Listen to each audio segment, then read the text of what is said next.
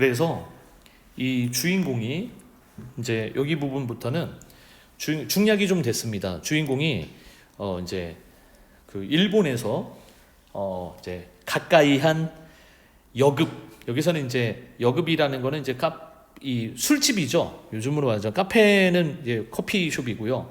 이제 여기서는 이제 술집을 얘기하는 거예요. 술집에서 일하던, 뭐 여기 이름은 정자 약간 순 우리말 우리 사람 같은데 일본 여자예요. 미치코인가?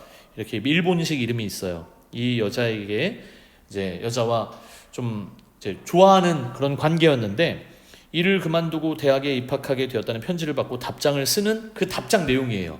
그러니까 지금 내가 여기 조선에 오는 바람에, 그리고 지금 아내도 있는데 뭐 이런 여자랑 가까이 한다는 것 자체가 좀 도덕적으로 옳지는 못하죠, 그렇죠?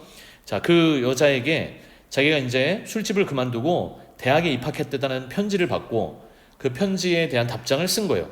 자, 모든 것이 순조리 해결되어 가고 학교에 들어가시게 되었다고 하오니 얼마나 반가운지 모르겠습니다. 그럼 이제 그 여자한테 하는 말이죠, 그렇죠? 쭉 과거 반년간의 쓰라린 체험이 오늘의 신생을 위한 커다란 준비 시기였던 것을 그러니까 그 여자에게 축복하는, 뭐 이제 축하해 주는 얘기죠.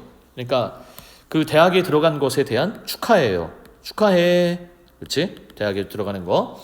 그러나 뒷날에 달콤하고 아름다운 추억으로 남아있으려 생각했을 뿐이라면 이렇게 섭섭한 일도 없고 당신은 또 자기를 모욕하였다고 노하실지도 모르나 언제까지나 그런 기쁨과 행복에 잠겨 있도록 이 몸을 안온하고 따뜻하고 아주 평화롭고 안락하게 자유롭게 내버려두지 않으니 어찌하겠습니까?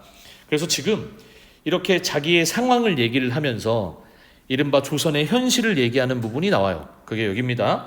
지금 내 주위는 마치 공동묘지 같습니다. 아까 쌤이 만세전에 또 다른 제목이 원래 묘지였다고 했잖아요. 묘지는 무덤이잖아요. 죽은 사람이 있는 곳, 그치? 그래서 이 공동묘지는 이제 조선의 현실, 이 이제 주인공이 느끼는 조선의 현실. 공동묘지가 뭐죠? 사람들 많이 묻혀 있는 그런 무덤가잖아요, 그렇죠? 그래서 굉장히 피폐하고 참담한 피폐한 그런 조선의 현실. 생활력을 잃은 백이 백성과 우리 민족을 얘기하는 거겠죠.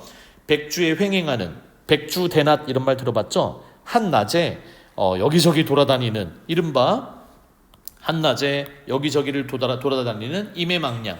뒤를 보면은 뭐가 나있냐면 이제 도깨비라고 나와요. 이제 귀신이죠, 그렇죠? 그러니까 귀신, 도깨비는 뭐가 없죠? 이제 정확한 자기 의지도 없고요. 그 다음에 말 그대로 여기저기를 떠돌아다니는 존재예요. 같은 존재가, 그 도깨비 같은 존재들이 뒤덮은 이 무덤 속에서, 그러면 이 무덤이 바로 조선이겠죠, 그렇죠? 거기에 들어앉은 나로서는 어찌 꽃의 서울에 호흡하고 춤추기를 바라겠습니까? 내가 그런 민족의 현실을 바라보고 그런 참담한 민족의 현실을 마주한 이때 내가 어찌 이렇게 좋아할 수 있겠느냐. 나도 지식인으로서, 그리고 그 지식인으로서의 어떤 사명이나 지식인으로서 우리 민족이 처한 현실을 가만히 목도할 수가 없다. 가만히 바라볼 수만은 없었다. 뭐 이런 얘기를 하는 것 같아요. 그렇죠? 그래서 이제 밑에 여러 가지 얘기를 하다가 이 공동묘지, 그 다음에 무덤, 자, 눈에 보이는 것, 그 다음에 귀에 들리는 것 하나하나 내 마음을 부드럽게 어루만져주고 용기와 희망을 돋워주는 것은 없으니 이러다가는 이 약한 나에게 찾아올 것은 지식밖에 없을 것이외다. 자, 여기에 이 약한 나에게, 지금 현실에 나에게 닥친 이 상황은 질식이 뭐죠? 목 졸라 죽는 거죠, 그렇죠? 그러니까 여기에 표현을 보면 알 수 있듯이 이 질식은 절망감이죠, 그렇죠? 지금 나에게는 엄청난 절망감만 엄습하고 있어요. 이 민족의 현실 앞에서 내가 할 수 있는 게 아무것도 없는 거고 우리 민족조차도 아무것도 안 하려고 해요, 그렇죠? 이제 희망을 잃었어요. 그러나 그것은 장미꽃 송이 속에 파묻혀 향기에 도취한 행복한 질식이 아니라 대기에서 절연된 무덤 속에서 화석이 되어가는 구더기에 몸부림치는 질식입니다. 그래도 절망감의 표현이 너무 좀 이렇게 절망적이고 더 이제 부정적인 단어들의 연속이에요. 특히 구더기 있잖아요, 그치? 구더기. 이 구더기는 나중에 우리 백성들을 상징한다고 더 얘기가 많이 나올 거예요. 그러니까 이 일제 치하에서 일제의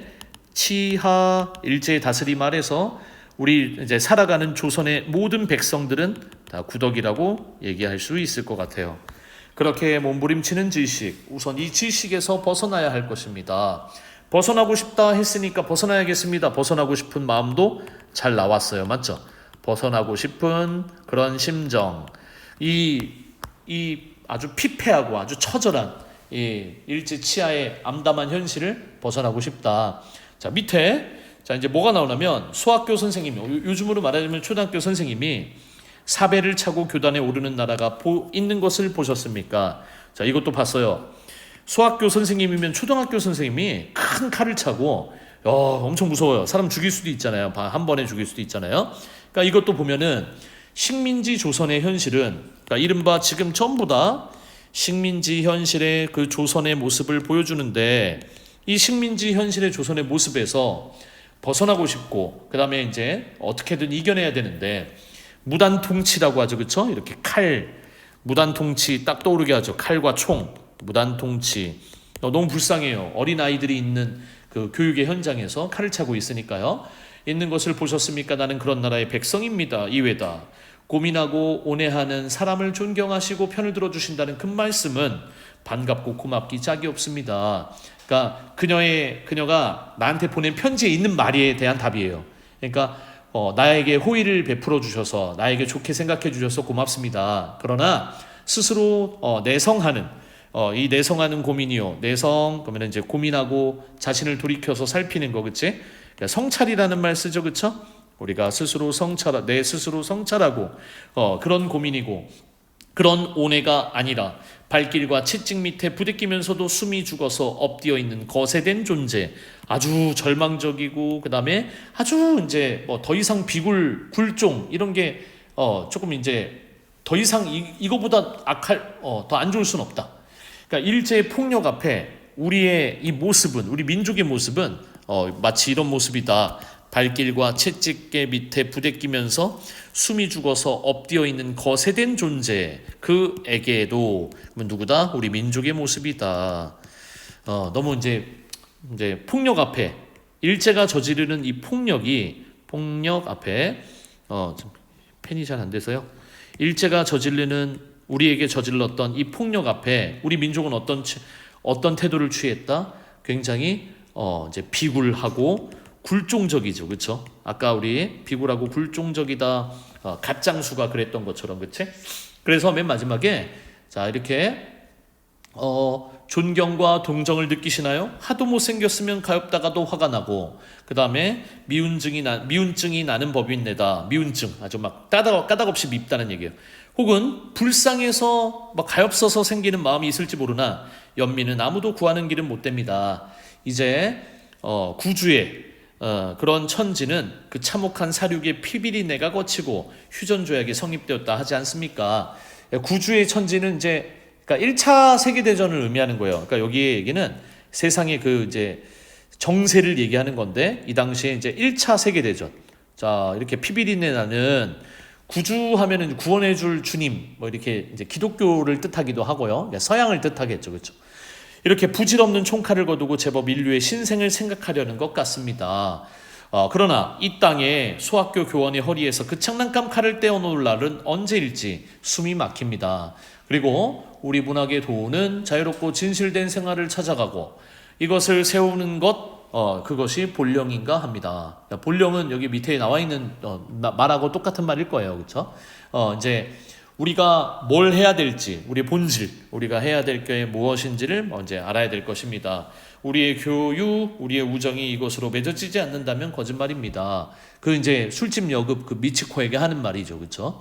그리고 밑에 이 나라의 백성의, 그리고 당신의 동포의 진실된 생활을 찾아 나가는 자각과 발분을 위하여 싸우는 신념 없이는 우리의 우정도 헛소리입니다.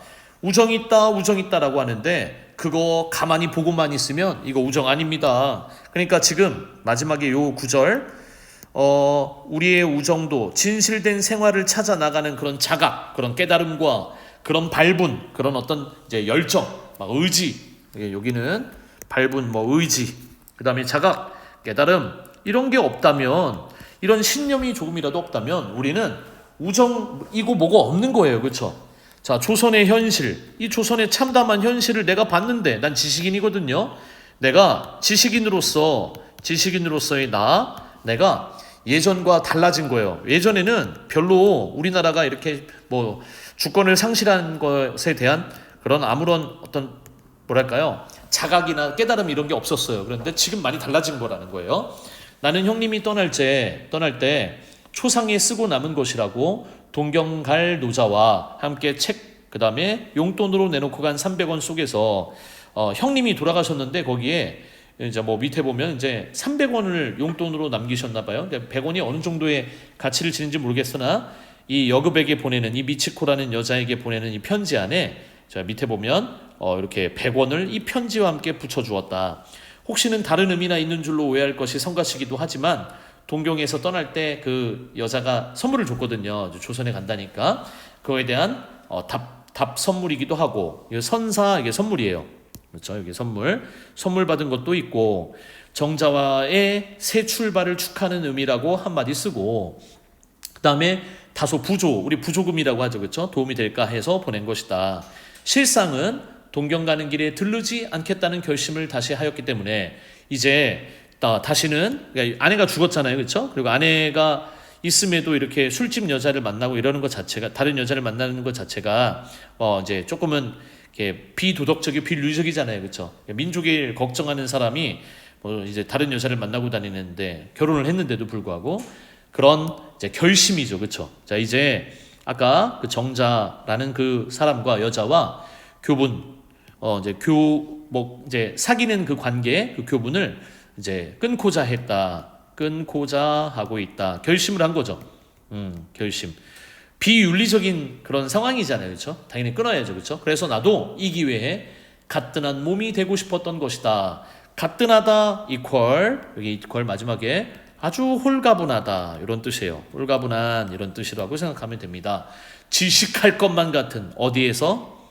질식할 것 같은 이 조선에서 나 진짜 홀가분하게 다시 돌아간다고 그랬죠. 홀가분하게 내가 유학하고 있던 동경, 그러니까 일본으로 다시 돌아갈래. 이 마지막 구절의 의미가 그렇죠. 그래서 이렇게 이제 본문에 대한 해설은 일단 이렇게 두 개로 한번 나눠서 이제 설명을 한번 해봤습니다. 이제 문제를 볼게요.